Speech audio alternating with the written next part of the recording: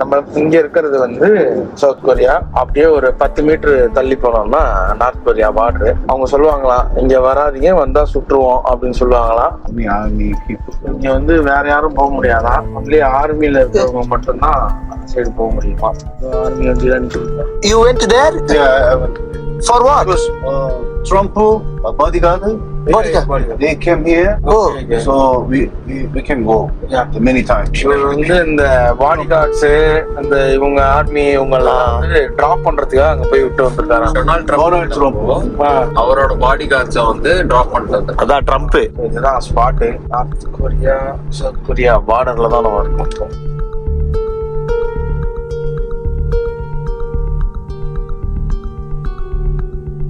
Welcome to Vijay Sidhu vlog. So இப்போ நம்ம எங்க இருக்கோம் அப்படின்னு பாத்தீங்கன்னா டிஎம்சி, Demilitarized zone. ஆமா, டீமிலிட்டரைஸ் ஜோன் அப்படின்னா நார்த் கொரியாவுக்கும் சவுத் கொரியாவுக்கும் நடுவில் இருக்கிற இந்த பார்டர் தான். ஸோ இந்த நார்த் கொரியா சவுத் கொரியா இந்த வார்ன்றது கிட்டத்தட்ட எப்போ ஆரம்பிக்கப்பட்டது? 1950, அதாவது 1950ல ஆரம்பிச்சு 1953 அந்த 3 வருஷங்கள் வந்து இவங்க 2 பேருக்குமான கடுமையான போர் போயிட்டு கடுமையான போர். இந்த போர்ல, இந்த 3 வருஷம் போர்ல கிட்டத்தட்ட 3 மில்லியன் பேர் வரைக்கும் செத்துருக்காங்க. அதாவது 30 லட்சம் பேர் வரைக்கும் இறந்திருக்காங்க இந்த போர்னால. இதுல இறந்தவங்க இந்த ஆர்மியை சேர்ந்தவங்க, அந்த ஆர்மியை சேர்ந்தவங்க, மக்கள் ஜெனரல் பப்ளிக் நிறைய பேர் இறந்துருக்காங்க. அது மாதிரி இங்க நிறைய கதைகள் இருக்கு. இது எல்லாத்தையும் தான் இந்த எபிசோட்ல நீங்க பார்க்க போறீங்க. ஏன்னா நார்த் கொரியால வந்து என்ன நடக்குதுன்னே நமக்கு தெரியல, அங்க என்ன போயிட்டு இருக்கு, அங்க ரொம்ப மக்கள்லாம் ரொம்ப கஷ்டப்படுறாங்க. இன்னும் நாங்க ஃபிளைட் போனாலே டோர்லாம் லாக் பண்ண சொல்றாங்க, கீழே எதுவும் பார்க்க முடியாது, அங்க இருக்கவங்க ரொம்ப கொடுமை பண்றாங்க. இந்த மாதிரி நிறைய போகுது இல்லையா? ஸோ இது எல்லாத்தையும் நாங்க சில இன்ஃபர்மேஷன் எல்லாம் கேதர் பண்ணிருக்கோம். அது எல்லாத்தையும் தொடர்ந்து இந்த வீடியோ நாங்க சொல்லிட்டே இருப்போம். ஸோ தொடர்ந்து இந்த வீடியோ வாட்ச் பண்ணுங்க. போலாமா? போலாம்.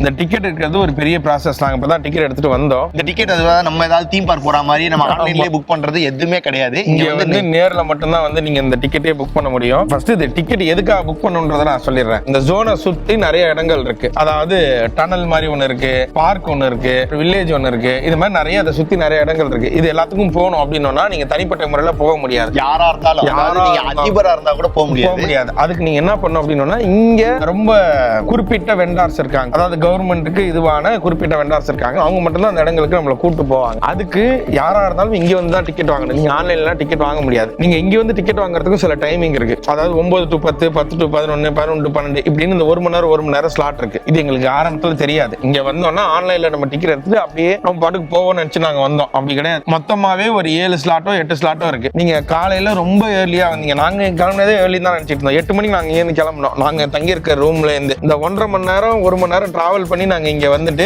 டிக்கெட் எடுக்கலான்னு போகும்போது எங்களுக்கு கிடைச்சது கடைசி ஸ்லாட். அதாவது 2:40 இருந்து 5:40 வரைக்கும் தான் அந்த ஸ்லாட். அதாவது பாத்தீங்கன்னா இந்த டிக்கெட்டோட விலைனா ஒரு ஆளுக்கு வந்து 8,000 நம்ம ஊர் காசுக்கு கிட்டத்தட்ட ஒரு 550 ரூபா. 550 ரூபா. அந்த 550 ரூபாய்க்கு அவங்களே நம்ம பஸ்ல கூட்டு போவாங்க. அங்கேயே ஒரு கைடு இருப்பாங்க. அந்த கைடு வந்து நமக்கு எல்லாத்தையுமே இங்கிலீஷ்ல சொல்லிட்டே வருவாங்க. ஆக்சுவலா இவங்க வச்சிருக்கிறது இந்த டிஎம்சி அப்படின்றது வந்து அந்த போருக்கு அப்புறம், அதாவது 1950 இருந்து 53 வரைக்கும் அந்த போர் நடந்ததா. அந்த போருக்கு அப்புறம் இனிமே வந்து நம்ம வந்து ஃப்ரெண்ட்ஸா இருப்போம்.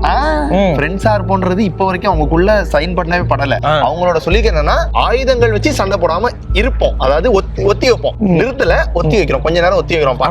எப்ப வேணாலும் அடிப்பாங்க. ஆமா, இப்போ அவங்க திடீர்னு நம்மள படிக்கணும், நம்ம செத்துறோம். அவ்வளவுதான். என்னப்பா உண்மையாலே நீங்க இப்ப நின்னுட்டு இருக்கிறது ரொம்ப ஆர்மி கண்ட்ரோல் இருக்க கூட ஏரியா வேர்ல்ட்லயே. அதாவது ஆயுதங்கள் ஏந்தி எந்த சண்டையும் போடாம இருப்போம் அப்படின்ற மாதிரி சும்மா வாய் வாக்குல சொல்லிருக்காங்க. அதனால எப்ப வேணாலும் அடிச்சுப்பாங்க, என்ன வேணாலும் நடக்கும். இந்த நாங்க நிக்கிற இந்த இடத்துலயே. இப்ப இந்த சவுத் கொரியா வந்து யாரோட சப்போர்ட்ல இருக்கு அப்படின்னு பாத்தீங்கன்னா, யுஎஸ் இவங்க சப்போர்ட் பண்றாங்க, நம்ம இந்தியா அவங்களுக்கு சப்போர்ட் பண்ணுது, பிலிப்பைன்ஸ் இவங்களுக்கு சப்போர்ட் பண்றாங்க, இந்தோனேஷியா அவங்க சப்போர்ட் பண்றாங்க. இன்னும் நிறைய கண்ட்ரிஸ் வந்து நம்மளோட சவுத் கொரியாவுக்கு சப்போர்ட் பண்றாங்க. நார்த் கொரியாவுக்கும் சில கண்ட்ரிஸ் எல்லாம் சப்போர்ட் பண்றாங்க. சைனா, சோவியத் யூனியன், இந்த மாதிரி நிறைய நாடுகள் அவங்களுக்கு சப்போர்ட் பண்றாங்க. சோ இப்படி இருக்கும் பொழுது இங்க அமெரிக்கன்ஸ், இங்க சவுத் கொரியா சப்போர்ட் பண்ற ஒரு அமெரிக்கன் சோல்ஜர் என்ன பண்ணிருக்காரு, நார்த் கொரியா பார்டருக்குள்ள என்டர் ஆயிருக்காரு. இதை அவங்க கண்டுபிடிச்சு சுட்டு கொன்னுட்டாங்க. இதை கொன்னதுக்கு அப்புறம் அந்த ஒரு 3 இடம் சொன்னாங்க இல்லையா, மொத்தம் 6 இடம் ஸ்பாட்டா இருந்ததுன்னு, அதுல 3 இடத்த வந்து லாக் பண்ணிட்டாங்க. அதனால இப்ப 3 இடங்கள் மட்டும் தான் நம்மளால போய் பார்க்கவே முடியுது. அதாவது ஒரு மிலிட்டரி ஆபீசர் போனதுக்கே இந்த நிலைமை அப்படின்னா நம்மள எல்லாம் யோசிக்கவே மாட்டானுங்க.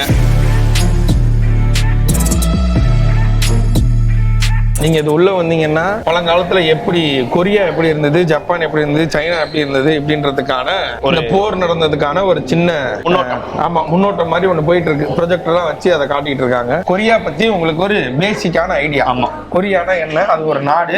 அந்த நாடு எப்படி நார்த் கொரியா சவுத் கொரியாவா எப்படி பிரிஞ்சுது, அவங்களுக்குள்ள என்ன பிரச்சனை, ஏன் பிரிஞ்சாங்க இப்படின்றதெல்லாம் தான் இந்த வீடியோல இப்ப நம்ம ஸ்டார்டிங்ல பாத்துருவோம். அதுக்கப்புறம் உங்களுக்கு சொல்ல உங்களுக்கு ஃபுல்லா தெரிஞ்சிடும். இப்ப தம்பி வந்து உங்களுக்கு ஒரு கைடு மாதிரி. சொல்லுங்க கைட். எல்லாமே எங்க இருந்து ஆரம்பிக்குது, ஒருத்தங்கிட்ட எல்லாமே இருக்கும், இன்னொருத்தங்கிட்ட எதுவுமே இருக்காது.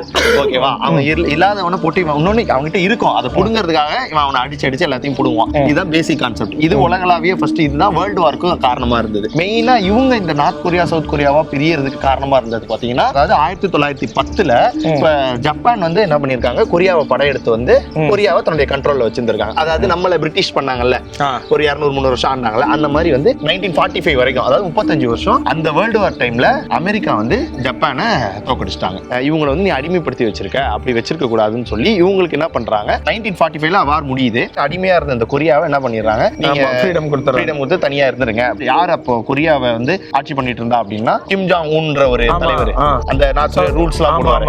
அவங்களுடைய தாத்தா ஒருத்தர், அவர் தான் வந்து அப்ப இங்க வந்து இதுவா ஆட்சியா கொரியாக்கே நம்ம வந்து இதுவா இருக்க வேணா, நம்ம வந்து பிரிஞ்சிருக்கலாம் அப்படின்னு சொல்லியிருக்காங்க. அதுக்கு என்ன காரணம் அப்படின்னா, அப்ப அந்த டைம்ல கொரியால நார்த் கொரியா ஃபுல்லாவே வந்து கம்யூனிசம் அதிகமா இருந்தது. அவர் வந்து ஒரு கம்யூனிஸ்ட் விரும்பி, அதனால நார்த் கொரியா ஃபுல்லா.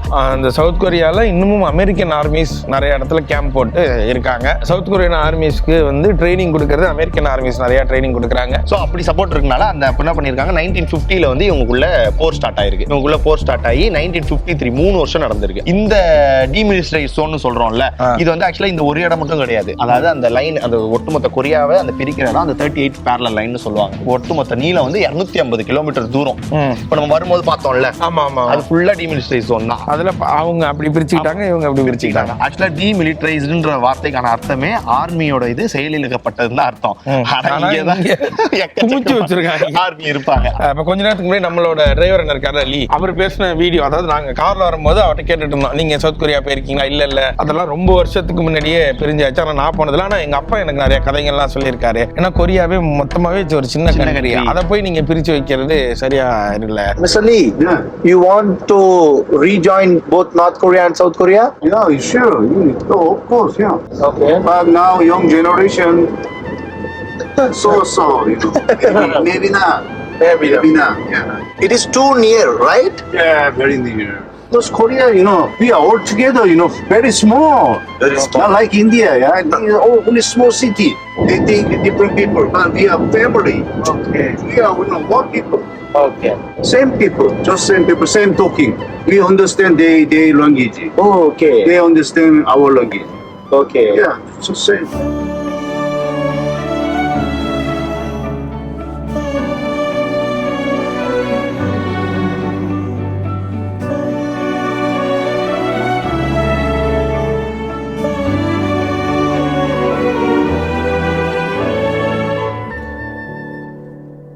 அதுதானே இப்போ நம்ம முதல்ல நம்ம இங்க வந்து உள்ள வந்தோடனே இந்த இம்ஜிங்காங் பார்க்ல இது என்னன்னு பாத்தீங்கன்னா பீஸ் பெல். இது வந்து ஒரு அமைதிக்கான ஒரு சின்னம். சவுத் கொரிய மக்கள் வந்து இந்த போர், இந்த சண்டை, இந்த பிரிஞ்சிருக்கிறத விரும்பவே இல்லை. அவங்க வந்து எல்லாருமே ஒன்னா இருந்தா நல்லா இருக்குமே அப்படின்னு அவங்க நினைக்கிறாங்க.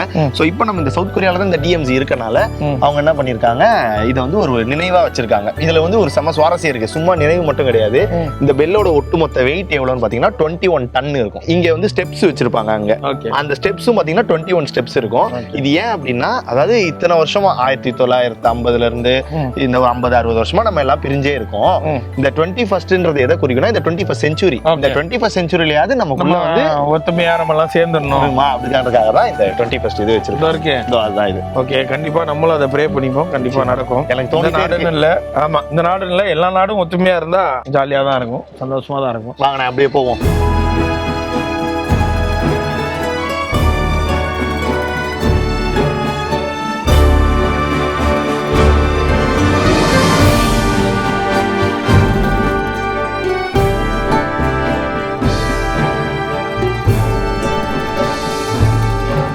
என்னப்பா அது? இது வந்து பாத்தீங்கன்னா கற்கள், அதாவது நம்ம உலகம் ஃபுல்லா எல்லா இடத்துலயும் போர் நடந்தது இல்ல. ஆமா. சோ அந்த நடந்த போர்க்களத்துல இருந்த கல்லு, அந்த நிலத்தோட கல்லு அப்படியே எடுத்துட்டு வந்து வச்சிருக்காங்க. கிட்டத்தட்ட உலகத்துல நடந்த நிறைய போர்களோட கல்லை இங்க வச்சிருக்காங்க. இதுக்கான காரணம் என்ன அப்படின்னா, இது ஒரு தடவையும் பார்க்கும்போது இந்த நிலத்தை நம்ம எவ்வளவு சேதப்படுத்திருக்கோம், எவ்வளவு இதுக்கு டேஞ்சர் பண்ணிருக்கோம், எவ்வளவு பேர் உயிரை விட்டுருக்காங்க.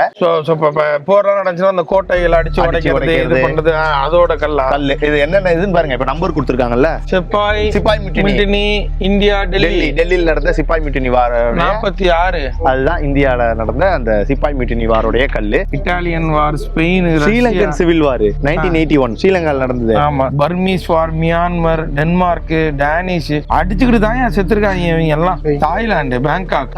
மசாஜ் மட்டும் தான் இல்லையா, மியான்மர் வார், தாய்லாந்து, பேங்காக். ஆமே. இப்ப எனக்கு ஒரு சந்தேகம், இது ஏன் இப்போ இவ்வளவு வார் நடந்திருக்கும் அந்த டைம்ல? அதான் எல்லாத்துக்குமே ஒரே ரீசன் தான். நம்ம பெருசு அப்படின்னு காட்டுறதுக்காக ஒண்ணு இருக்கும், இல்ல எனக்கு கீழே அப்படின்னு ஒண்ணு காட்டுறதுக்காக ஒண்ணு இருக்கும்.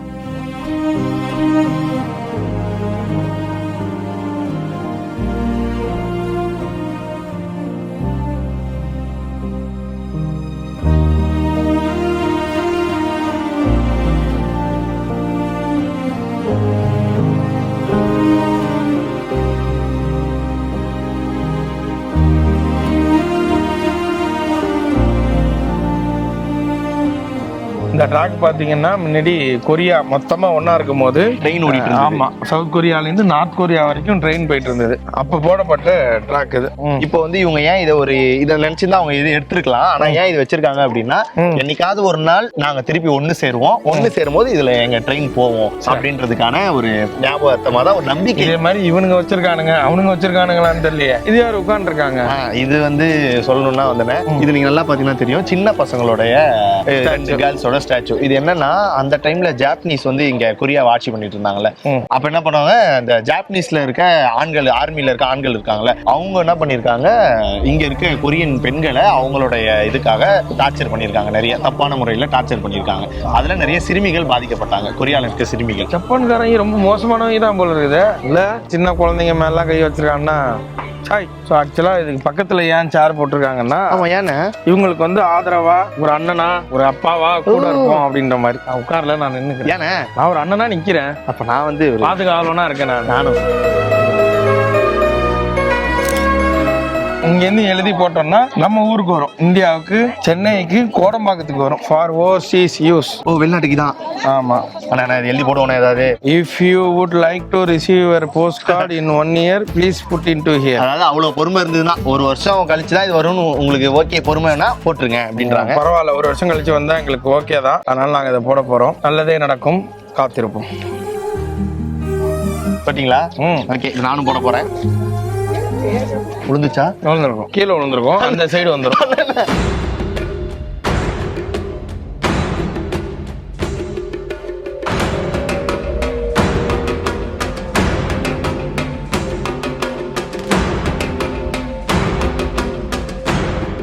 என்னண்ணே? ஸோ சவுத் கொரியாவும் நார்த் கொரியாவும் நாங்கள் ஒன்று சேர்க்குறோம். சீக்கிரமா இது நடந்தா நல்லா இருக்கும். இப்படி மச்சான், இவ்வளவு நாள் தெரியாம சண்டை போட்டோம் மச்சான். ஆமா, இனிமேல் நம்ம ஒத்துமையா இருக்கணும். நம்ம குடும்ப குழந்தைங்க எல்லாம் அண்ணன் தம்பியா பழகணும். எல்லாரும் நல்லா இருக்கும் மச்சான். ஒரு முத்தம். இதுதான் தப்பு. ஸோ இது வந்து ஆக்சுவலா என்ன பிரிட்ஜ் அப்படின்னு பாத்தீங்கன்னா, இது வந்து ஃப்ரீடம் பிரிட்ஜ். இது ஆக்சுவலா ஃப்ரீடம் பிரிட்ஜ் கிடையாது. நம்ம இங்க இருந்து பார்த்தா நமக்கு அங்க ஒண்ணு தெரியும். இப்படி வாங்க, இங்க வாங்க. நமக்கு அங்க ஒயிட் கலர்ல அங்க ஒண்ணு தெரியும்.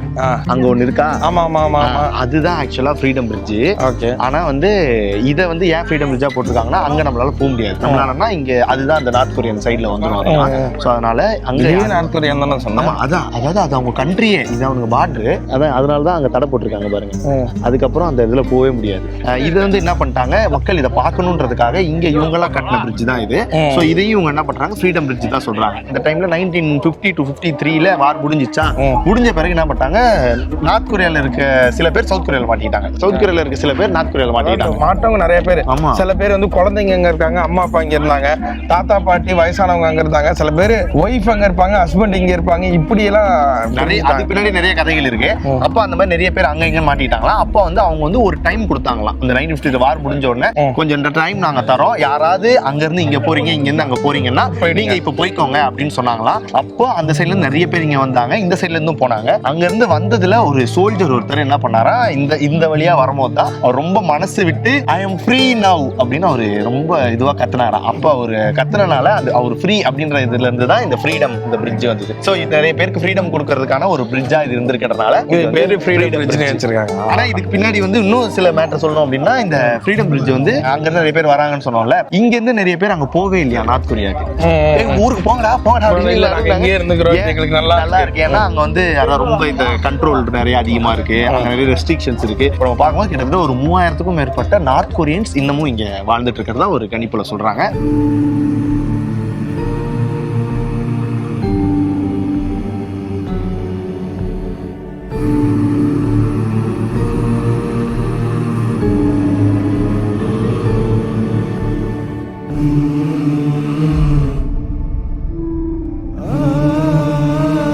ஸோ நம்ம இப்போ நிற்கிற இடம் டிஎம்சியில் இருக்கிற ஒரு சூப்பரான ஒரு ட்ரெயின், ஒரு வீரமான ஒரு ஆளை உள்ள இருந்த ஒரு ட்ரெயின். இந்த கதையை கேட்கும் போது எங்களுக்கே ஒரு மாதிரி பயங்கரமா செலுத்துருச்சு. அதாவது 100ல் ஒருத்தர் 1000ல் ஒருத்தருக்கு நடக்கிறது அவர் நடந்திருக்கு. 1000ல் ஒருவன் மாதிரி இருந்திருக்காரு அவரு.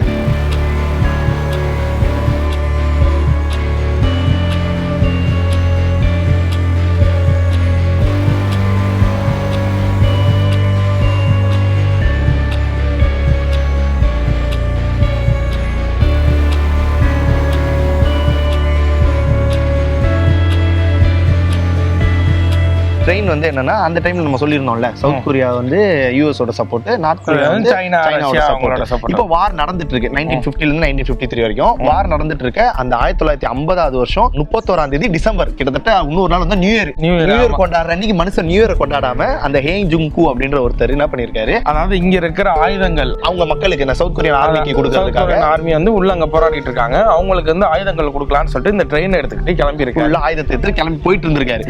கேசாங்ல இருந்து பியாங்யாங்ன்ற நார்த் கொரியால இருக்க இடத்துக்கு போய்கிட்டு இருந்திருக்காரு. ஆமா. சோ இவர் இங்க ஆயுதங்கள்லாம் எடுத்துட்டு போகும்போது அங்க இருந்த சைனாவுல இருந்த ஆர்மிக்காரவங்க இத பாத்துட்டாங்க. ஓடா இவனை பாடுறா, இவன் ஆயுதங்கள்லாம் எடுத்துட்டு வரான், இதை கொண்டு போய் கொடுத்தாங்கன்னா நம்மளோட ஆளுங்க எல்லாத்தையுமே இதை வச்சு சுற்றுவாங்க போல இருக்கடா அப்படின்னு சொல்லி பாத்துட்டாங்க. அவங்க எந்த தாக்குதலும் பண்ணல. பார்த்துட்டு அவங்க பிளான் பண்றதுக்குள்ள இவர் அதை பார்த்து உஷாராயி, சரி ஓகே நம்ம ட்ரெயினை ரிட்டர்ன் எடுத்துட்டு திரும்ப சவுத் கொரியாக்கே வந்துடும் சொல்லிட்டு ட்ரெயின் எடுத்துட்டு ரிட்டர்ன் வந்துகிட்டே இருக்காரு. அப்படி வந்துட்டு இருக்க கேப்ல டப்பட்டு சுட்டுருக்காங்க. சுமார் எத்தனை குண்டுகள் இது மேல விழுந்திருக்கு அப்படின்னு பாத்தீங்கன்னா 1020 புல்லட்ஸ். அவங்களுடைய நோக்கம் என்னன்னா, அங்க இதுல இருக்க ஆயுதங்களும் அழியணும், இதுல இருக்க டிரைவரும் அழியணும் அப்படின்றதுக்காக வச்சு சுட்டுருக்காங்க. சுட்டா இதுல நீங்க பாத்தீங்கன்னாலே தெரியும், நிறைய இடங்கள்ல இந்த புல்லட் சுட்டதுக்கான இது தெரியும். பாருங்கண்ணா, பாரபட்சமே பாக்கலண்ணா, என்ன அப்படின்னு சுட்டுருக்காங்க. எதுன்னு ஃப்ரண்ட், இதான ஃப்ரண்ட்.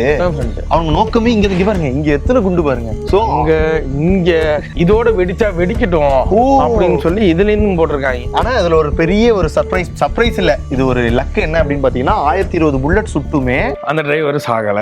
எஸ், அதுதான் மிகப்பெரிய சர்ப்ரைஸ். யோசிச்சு அப்ப ஒரு எப்படி இருந்திருக்கு உள்ள. நமக்குள்ள டமால் ஒரு பட்டாசு சவுண்ட் கேட்டு சுத்தி 1020 புல்லட்னா நினைச்சே பார்க்க முடியாததெல்லாம் இதுல பாத்தீங்கன்னாலே தெரியும் உங்களுக்கு.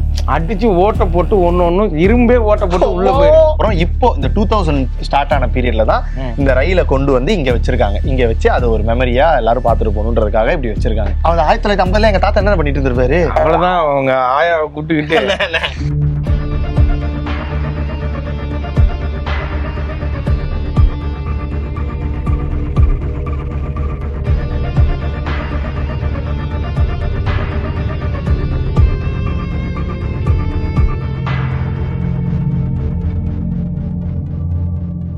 இது வந்து பழசு ட்ரெயின் எப்படி இருந்தது. ஆமா, லக்கேஜ் எல்லாம் வச்சு ஆர்மி லக்கேஜ். ஸோ இதெல்லாம் வந்து எப்படி இருந்தது அப்படின்றத அப்படியே ரெப்ளிகா பண்ற மாதிரி வச்சிருக்காங்க. பழைய லக்கேஜஸ் இங்க பாருங்க, பக்கத்துல இதெல்லாம் போயிட்டு இருக்கு பாருங்க. அதான் ட்ரெயின்ல நம்ம உட்கார்ந்துருக்கும் போது சைட்ல எல்லாம் இருக்குமே அதுதான் சார். சமோசா சார்.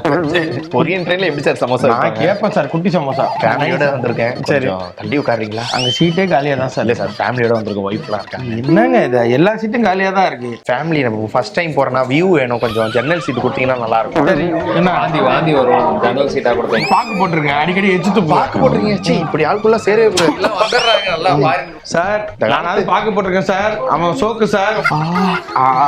என்ன இது இவ்வளவு வேகமா போதே தெரியல.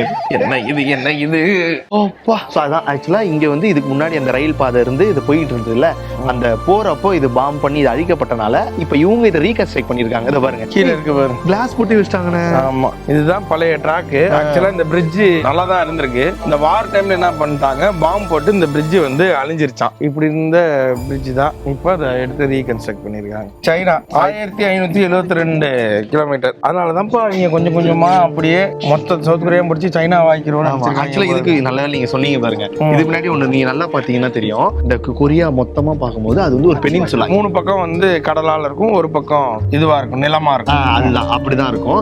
அப்படின்னு பார்க்கும்போது அப்படி கொரியாவா இருந்தது. அப்ப ட்ரெயின் போயிட்டு இருந்தது, எல்லாமே இருந்தது. ஆனா இந்த மாதிரி இந்த நார்த் கொரியா சவுத் கொரியான்னு பிரிஞ்சோன்னே இப்ப நார்த் கொரியா பக்கம் ஃபுல்லா லேண்டு அங்க இருக்கு, சவுத் கொரியா ஃபுல்லா இந்த பக்கம் ஃபுல்லா கடல் தான். சோ இவங்க என்ன பண்ணும், இவங்க இப்ப வந்து சப்போஸ் சைனாக்கு போறது அப்படின்னாலுமே இவங்க என்ன லேண்ட் வழியா போகவே முடியாது. ஏன்னா இவங்க சைனாக்கு போனா இவங்க நார்த் கொரியாக்குள்ள போய் தான் போக முடியும்.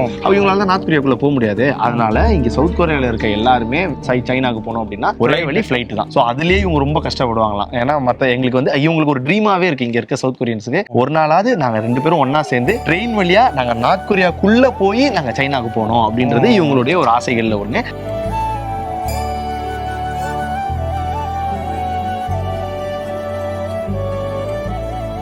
நிறைய இடத்துல இந்த டாட்ஸ் இருக்கு பாருங்க, ரெட் கலர் ரவுண்ட் பண்ணி காட்டியிருக்காங்களா, அதுதான் வந்து இந்த புல்லட் மார்க்ஸ் தான். ஸோ அங்கேயே போட்டிருக்காங்க, the bullet mark shows how horrible the Korean war. இந்த பறவைக்கெல்லாம் ரூல்ஸ் இருக்குமான?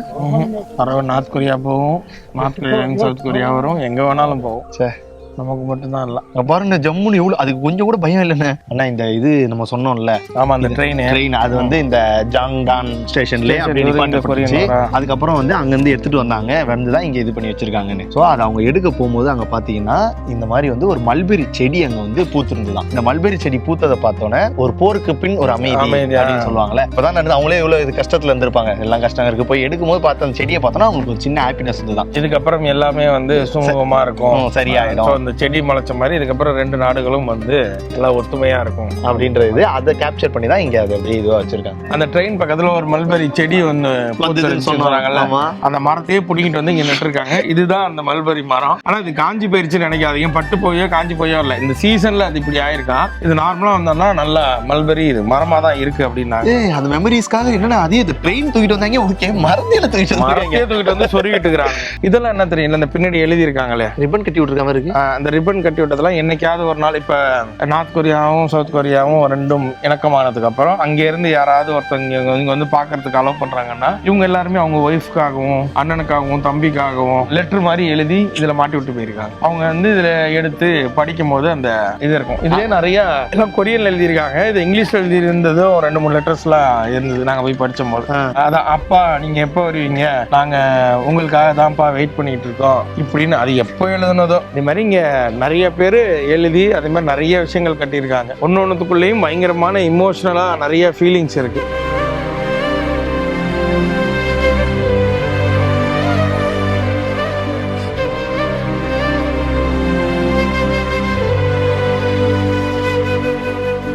எல்லாம் நம்பிக்கை தான் இல்ல, என்னைக்காவது ஒரு நாள் இதெல்லாம் உங்களுக்கு தெரிய வரும், தெரியும்.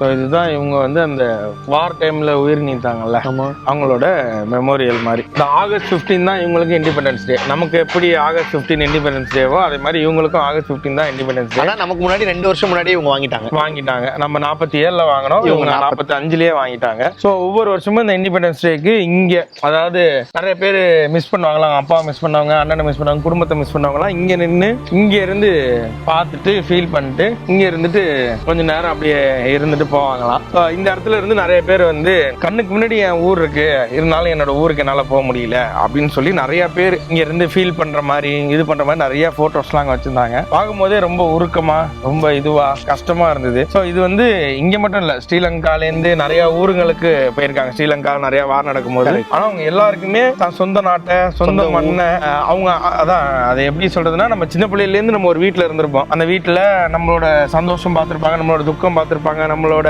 எல்லாமே நம்ம அந்த வீட்டுல இருந்திருக்கோம். நம்ம அப்பா முதல்ல நமக்கு சைக்கிள் வாங்கி கொடுத்தது, நம்ம ஸ்கூலுக்கு போயிட்டு அந்த வீட்டுக்கு தான் வருவோம், நம்ம ஃப்ரெண்ட்ஸ் அந்த தெருல தான் இருந்திருப்பாங்க. இந்த மாதிரி இருக்கிற ஒரு ஏரியால இருந்து ஏதோ ஒரு பிரச்சனை, ஏதோ ஒரு வாரு, ஏதோ ஒரு பெரிய இஷ்யூ இப்படின்றதுனால அப்படியே அதை மாத்தி வேற ஒரு இடத்துக்கு போகும்போது அது ஒரு பெரிய கஷ்டம். அதை வந்து ஃபீல் பண்றவங்களுக்கு மட்டும்தான் அது தெரியும். ஸோ அதனால ஸ்ரீலங்கன்ஸா இருக்கட்டும், இதே மாதிரி இந்த வார் டைம்ல இந்த மாதிரி பெரிய பிரச்சனை டைம்ல ஊரை விட்டு போனவங்களோட ஒரு ஃபீலிங் வந்து உண்மையிலேயே ரொம்ப ஒரு மாதிரி ஹெவியா இருக்கும். நாங்க இந்த 10 நாள் நம்ம ஊர்ல இருந்து இங்க வந்ததுக்கே எங்களுக்கு அவ்வளோ கஷ்டமா இருந்தது. பல பேர் வந்து ஸ்ரீலங்கால இருக்கிறவங்க நிறைய கண்ட்ரீஸ்ல இருந்திருக்காங்க, யூகேல இருக்காங்க, யூஎஸ்ல இருக்காங்க, கனடால இருக்காங்க, மலேசியா, சிங்கப்பூர். அவங்கவுங்க அங்க நமக்கு சேஃப் இல்லை அப்படின்னு சொல்லிட்டு சொந்த ஊரை விட்டு நிறைய இடத்துக்கு போனவங்க இருப்பாங்க. அவங்களோட ஃபீலிங் நமக்கு புரியும். இந்த ஃபீலிங்லாம் ஒரு நாள் ஒரு பெரிய பவர் ஆகும் போது இது எல்லாமே அவங்களுக்கு நிறைய நல்லது நடக்கும். அது மாதிரி இங்க இருக்கிறவங்களுக்கும் சீக்கிரமா அது ஓப்பன் ஆகும். அவங்க சொந்தக்காரவங்க அவங்க மண்ணை போய் அவங்களை பார்க்கறதுக்கு நடக்கும். நம்ம எல்லாரும் ப்ரே பண்ணிப்போம், நிச்சயமா அது கண்டிப்பா ஒரு பாசிட்டிவா ஒன்று நடக்கும்.